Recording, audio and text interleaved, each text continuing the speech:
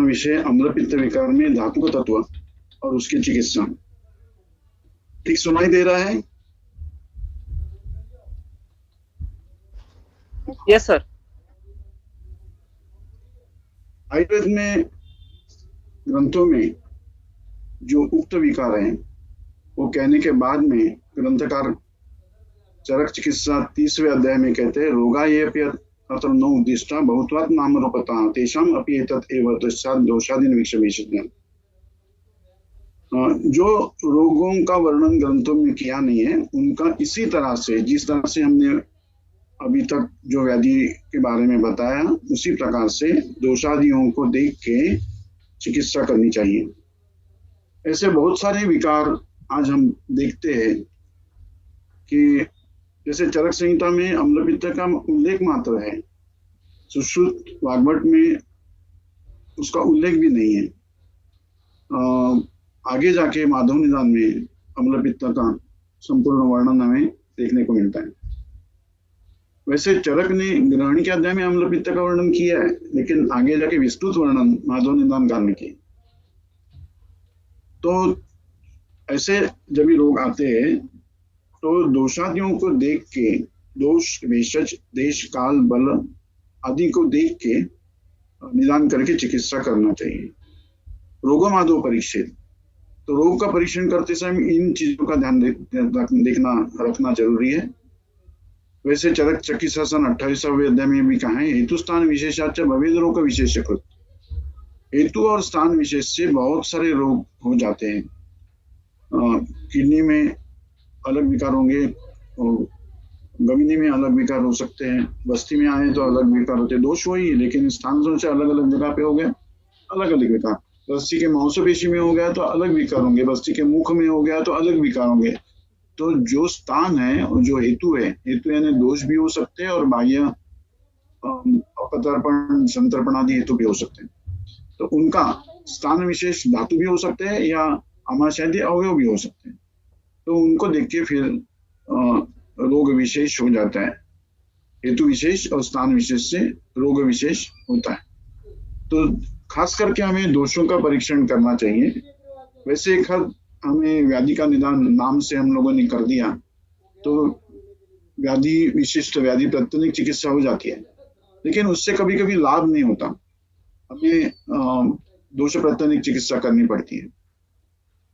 तो दोषों का परीक्षण करना है तो फिर वृद्धि, क्षय, स्थान, ऊर्ध्व, अधः, तिर्यक, कोष्ठ, शाखा, मर्माशय, संधि गति, ये कौन सी गति है? प्राकृत गति है कि विकृत गति है? स्वदेश गमन है कि परदेश गमन है? स्वस्थान में दोष है कि अन्य स्थान में दोष है? स्वतंत्र है दोष वृद्धि की परतंत्र है? अंशांश विकल्प कल्पना क्या है? और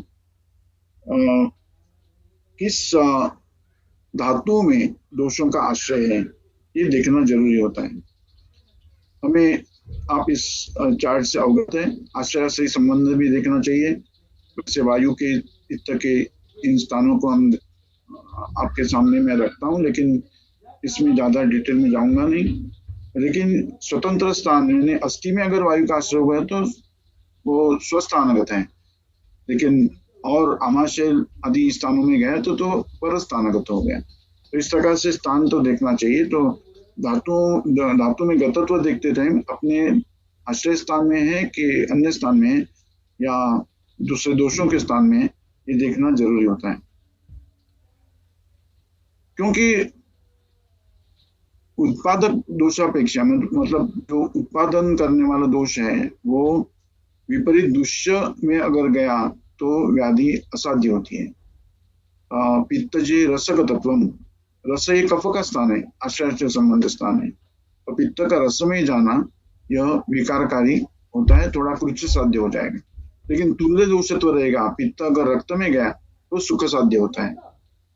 तुल्य अनेक दुष्यत्व भी होता है, पित्त रक्त स्वेद में जाता है तो भी थोड़ा साध्य रहता है। लेकिन अगर अन्य दोषों के स्थान में गया, गामित्व रहा उसका, तो फिर उसको ठीक करना थोड़ा कठिन होता है या कभी कभी असाध्य भी होता है। जैसे प्रमेय के बारे में कहा है, कफ और मेदादि दोष दुष्य, अगर कफ मेदोगत हो गया तो फिर साध्य है, लेकिन पित्त मेदोगत हो गया तो प्रमेय असाध्य हो जाता है, याप्य हो जाता है।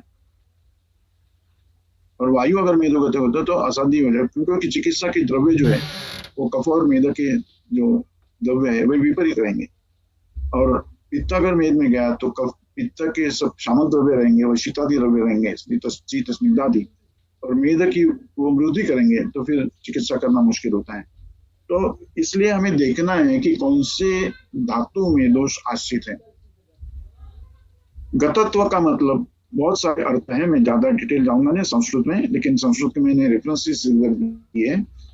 तो जो अन्य जो अपने कोश है, अर्थकोश जो है उनमें और चरकादि चक्रपाणी आदि टीकाकरण जो अर्थ किए उसको देखते हुए ऐसे मान ये होता है कि अगर कोई चीज समाप्त हो गई तो गत कहते हैं, गत पाप, गत शोक।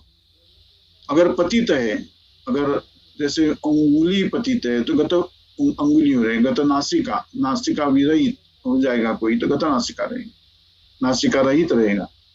तो ज्ञात है या प्राप्त है, अगर किसी जगह पे वो चीज गई तो वो गत होता है। तो जैसे दूर आकाश में पक्षी जाते हैं तो आकाशगत हो, आकाशगामी हो गए।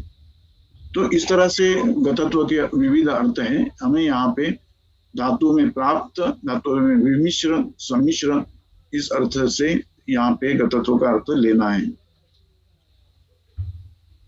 धातुग का अरुण दत्त ने टीका किया है कि धातुस्थ दोष, धातु में गए हुए दोष, धातु में स्थित दोष। आगे जाके चक्रपाणी ने कहा है रसादि पोष्य धातु प्रतिगमनम, मैंने संदर्भ दिया है। यहाँ पोष्य शब्द का महत्व है। आपको मालूम है पोषक रस और पोष्य धातु और पोषक धातु, इसमें अंतर है। पोषक धातुओं पे अग्नि के संस्कार होते हैं, वो परिमाण आपद्यमान रहते हैं, अग्नि संस्कार के बाद में परिणत हो जाते हैं। जो पोषण की अपेक्षा रहते हैं वो पोष्य, जो पोषण करता है वो पोषक। तो पोषक या परिणाम आपद्यमान या अस्थायी धातुओं का अग्नि के संस्कार से उनको पोष्य या स्थायी धातु करना, यह प्रक्रिया, परिणाम प्रक्रिया चालू रहती है। तो अगर दोष रसादि पोष्य धातु में जाते हैं तो वो धातुगत कह सकते हैं। जैसे उष्ठादि विकारों में रक्त, मांस, त्वचा, लसिका आदि की दृष्टि रहती है, लेकिन आगे जाके रसगत में त्वगत, रक्तगत, मांसगत, मेदोगत आदि उष्ट के और प्रकार बता के उनके लक्षण बताए गए, धातुगतत्व का वर्णन उष्ट में किया है। तो पहले जो रहता है वो परिणाम आपद्यमान या पोषक ऐसे धातुओं में विकृति रहती है, दोषों का आश्रय रहता है। और आगे जाके जब स्थायी धातुओं में विकृति आती है तो फिर वो धातुगत या इस शब्द से, इस संपत्ति जो है इस संपत्ति से जाने जाते हैं। अभी पित्त का जैसे वायु का गामित्व धातुगतत्व कहाँ है, अष्टांग संग्रह ने पित्त का भी और कफ का भी धातुगतत्व कहाँ है। पित्तम त्वचि स्थितम कुर्यात् विस्फोटक मसूरिका, रक्ते विसर्पम दाहम च मांसे मांस पाकपोतनम, सदाह मेधसि ग्रंथि स्वेदात् उद्गमनम अस्थिदाहम वृषम मजनी हरिद्रनक नेत्रता उति पिता वासम च शुक्रम शुक्र समाश्रितम। अभी समाश्रित शब्द है गतत्व के लिए, आश्रित शब्द गतत्व के लिए। शिरागतम रोदनताम प्रलापम स्नावगम दोषम ओष्टगम मदत्रुड़ा दाहन मदत्रुट दाहन व्यापिनो अन्याशय यक्ष्मणा। ये जो सूत्र है अष्टांग संग्रह, इसमें पित्त का धातुगतत्व इसका वर्णन हमें मिलता है। आम ग्रंथों में इसका उल्लेख नहीं है, इसका अष्टांग संग्रहकार ने वर्णन किया है। ग्रंथों में जो धातुगतत्व का वर्णन आता है वो खास करके ज्वर, कुष्ठ, वात विकार, मसूरिका और दूषी विष के बारे में आता है। उसमें से मसूरिका का वर्णन चरक संहिता में शोध के अध्याय में मसूरिका का वर्णन मिलता है। विस्फोटक का वर्णन भी ज्वर के अध्याय में आता है। विसर्प के जैसा ही विकार रहे ऐसा वर्णन भी मिलता है। वैसे मसूरिका का वर्णन सुश्रुत संहिता में क्षुद्र रोगों के अध्याय में किया गया है। लेकिन माधव निदानकार ने मसूरिका का स्वतंत्र अध्याय लिखा है और उसके ऊपर मसूरिका का धातुगत तत्व का वर्णन भी हमें देखने को मिलता है। सुश्रुत कल्पस्थान में विषय का धातुगत तत्व कहा गया है और ऐसे कहा है कि रसादि धातुओं में स्थितम रसादिषु अथवा यथोक्ता करोति धातु प्रभाव विकारम। जो धातु प्रभाव विकार है वो अगर विष रसादि स्थान में गए तो धातु प्रभाव विकार करेंगे। यथोक्तान व्याधि समुद्देश्य है। व्याधि समुद्देशीय अध्याय में ये जो यथोक्तान धातु प्रभाव विकारन का वर्णन किया है। जो अश्रद्धा अन्न अश्रद्धा अरोचकादि जो विकार सुश्रुत कल्पस्थान दूसरे अपने व्याधि समुद्देशीय अध्याय में कहे गए हैं उनका विचार धातुगत अवस्था में दिखाई देते हैं। तो ऐसे 5 व्याधियों के बारे में हमें तो 4 व्याधि बताए जाते हैं, लेकिन 5वां व्याधि भी हो गया। हम लोग ज्वर कुष्ठ वात विकार मसूरिका ये सब लोग जानते हैं, लेकिन दूसरी विष में भी रसादिषु स्थित रसादिषुगत धातु का वर्णन किया हुआ है और उसमें संक्षेप में कहा हुआ है कि व्याधि समुद्देशीय अध्याय में जो धातु प्रभाव विकारों को कहा है वही विकार अगर रसादि धातुओं में विष स्थित हो गया तो होता है। वातव्याधि में हमें अगर धातुगत तत्व का वर्णन देखेंगे तो वातव्याधि में ऐसा है कि एक धातुगत वायु अगर उपेक्षा हो गई उसकी काल हो गया उपेक्षा क्रमात् संचर हो जाता है, उपेक्षित अगर हो गया तो पूरी देह में व्याप्त हो जाता है। तो रसादि धातुओं को क्रम से संचार करते करते पूरे शरीर के सभी धातुओं में सर्वधातुगत वातव्याधि हो जाती है। तो एकांग विकार का सर्वांगगत वात यह एक एक धातुओं में स्थित होते हुए एक एक अवयव में एक एक धातुओं में स्थित होते हुए हमें सर्वांगगत वात देखने को मिलता है। कुष्ठ में जो वर्णन किया है उसमें से कुछ हम जान लेंगे। उत्तरोत्तर धातु प्रवेश अभावात तथा अत्यंत पीड़ा रहितत्वात् क्षुद्र रोग किसको कहते हैं? जो महाकुष्ठ है, क्षुद्र कुष्ठ इसको कहते हैं जिसमें उत्तरोत्तर धातु प्रवेश नहीं रहता। स्थायी धातुओं में उत्तरोत्तर प्रवेश नहीं रहता, जैसे त्वचा से फिर रक्त में। त्वचा का अंतर्भाव जो किया है, क्या उल्लेख किया है, वो त्वचा यह रस का ही है, स्थायी रस त्वचा में रहता है, इसलिए त्वचा का वर्णन किया है। जो अस्थायी रस है वो हृदय से रसद वाहिनियों में घूमते रहता है, संचरित रहता है, लेकिन त्वचा में आके स्थायी रस धातु रहता है, इसलिए त्वचागत वात या त्वचागत कुष्ठ या त्वचागत मसूरिका आदि का वर्णन हमें देखने को मिलता है। लेकिन महाकुष्ठ में उत्तरोत्तर धातु प्रवेश रहता है और अत्यंत पीड़ा रहती है। ऐसे क्षुद्र कुष्ठ में उत्तरोत्तर धातु प्रवेश होता नहीं है और अत्यंत पीड़ा होती नहीं है। महाकुष्ठ में उत्तरोत्तर धातु प्रवेश होते हुए शुक्रगत धातु होते हैं। जब भी शुक्रगत धातु होते हैं तभी ये बच्चों में भी गर्भा में और जहाँ तक बालक में भी रसरक्तगत मांसगत मेदोगत ऐसे कुष्ठ अगर हो गया तो उससे गर्भ में या होने वाले बालक में विकृति नहीं रहती। लेकिन स्त्री पुरुष के शुक्र में अगर विकृति धातु कुष्ठ निर्मिति कर धातु का अगर स्थान से हो गया तो फिर होने वाले बच्चे में भी कुष्ठ होता है। तो सहज कुष्ठ होने के लिए स्त्री पुरुषों के शुक्र में कुष्ठ निर्मित करने वाले दोषों का आश्रय होना चाहिए, वो शुक्रगत होने चाहिए, तो ये विकार होते हैं। तो यहाँ पे न्याय चंद्रिका में सब कहा हुआ है कि और दूसरी चीज है कि त्वगत के लक्षण रक्तगत के लक्षण मांसगत में, ऐसे आगे धातु में वो रिपीट हो जाते हैं। जैसे यहाँ देखिए त्वगत कुष्ठ में स्पर्शानि स्वेदनत्वं ईषत्कंडुष्यतायते वैवर्णम वृक्षभावस्य कुष्ठे त्वचि समाश्रिते। रक्ताश्रित अगर धातुआश्रित अगर दोष हो गए तो त्वक स्वापुर रोमहर्षा स्वेदस्य भी प्रवर्तनम कंडुपूय विकुयकश्चैव पुष्टे शून्यता संश्रिता, ये लक्षण तो दिखाई देंगे, लेकिन स्पर्शानि स्वेदत्वम ये भी लक्षण दिखाई देंगे। जैसे मांस में गया तो त्वचाश्रित और शून्यताश्रित कुष्ठ के लक्षण दिखाई देंगे, और फिर बाहुल्यम अकशोषश्च ये मांसगत कुष्ठ के लक्षण है। ऐसे सभी दोषों धातुगत तत्व में देखना चाहिए।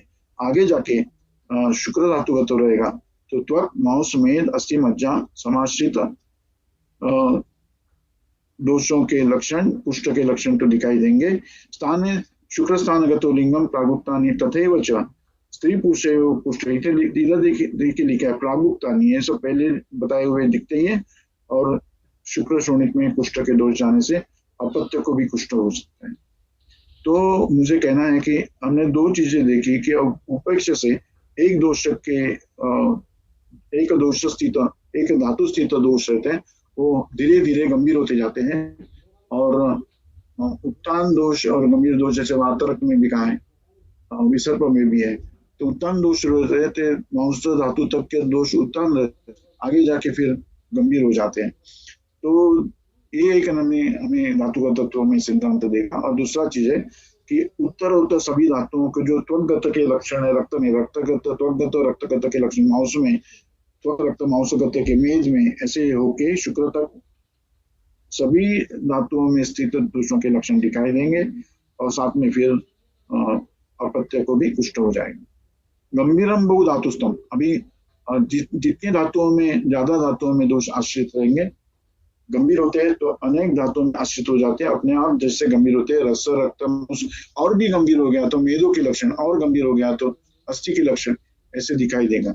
गंभीरम मेद प्रवृत्ति धातुगत चक्रपाणि ने उसकी टीका गंभीर की है।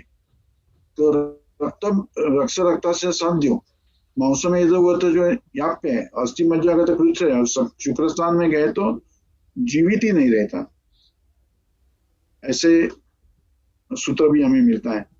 रस रक्ता श्रिता साध्य रहते हैं, मौसम दो गतस्तता इसमें भी साध्य रहेंगे, लेकिन अस्थि मज्जागत आकृष्णा अस्थि मज्जागत दोष रहेंगे तो पृष्ठ साध्य रहता है विकार, और शुक्र स्थान में गए तो जीवित ही नष्ट हो जाता है। तो और विकारों में धातुगत तो होता है क्या? ये जो 5 विकार हम लोगों ने अभी ग्रंथ में स्पष्ट रूप से धातुगत के लक्षण बताए गए, लेकिन और विकारों में होते हैं क्या जहाँ पे स्पष्ट नहीं बताए गए? तो मेरा ऐसा जो ग्रंथों का अभ्यास करने के बाद में जो मेरा मत जो हुआ है वो ये है कि सभी विकारों में धातुगत हो सकता है। 19 रुग्ण का एक अनुभव मैं आपको बता रहा हूँ, आगे जाके मैं उसका अधिक स्पष्टीकरण दे दूंगा।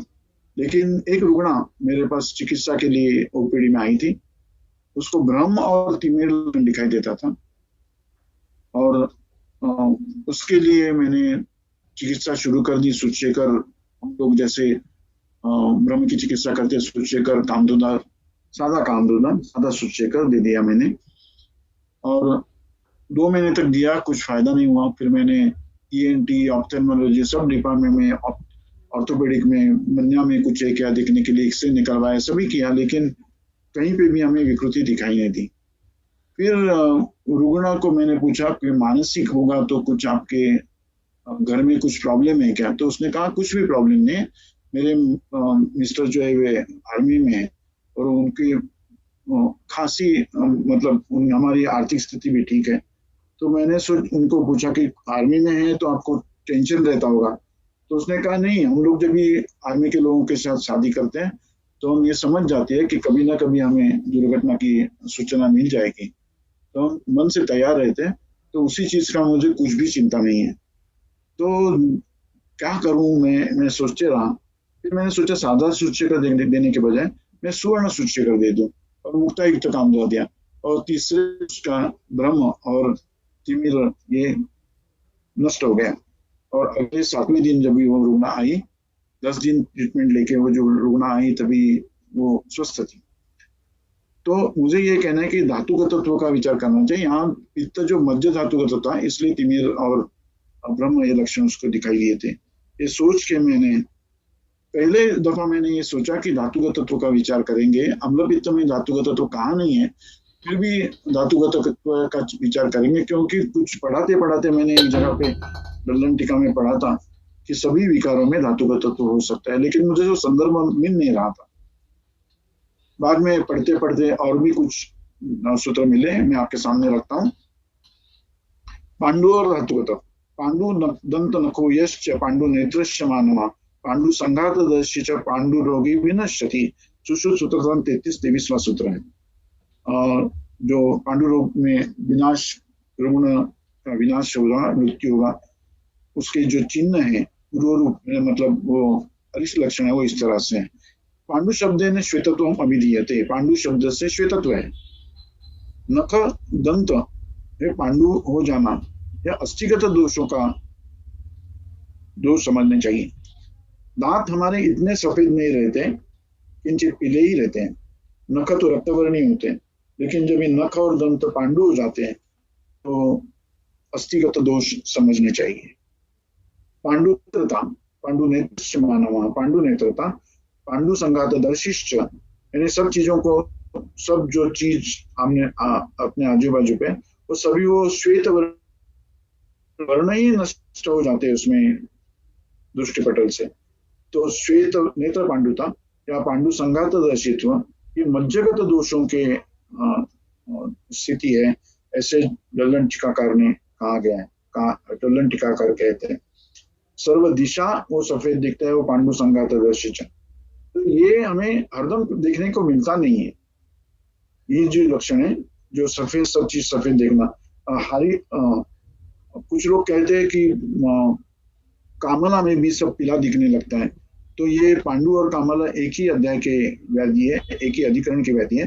जैसे पांडु में सब सफेद दिखता है, तो कामला में सब पीला हरिद्र वर्णी दिखता है।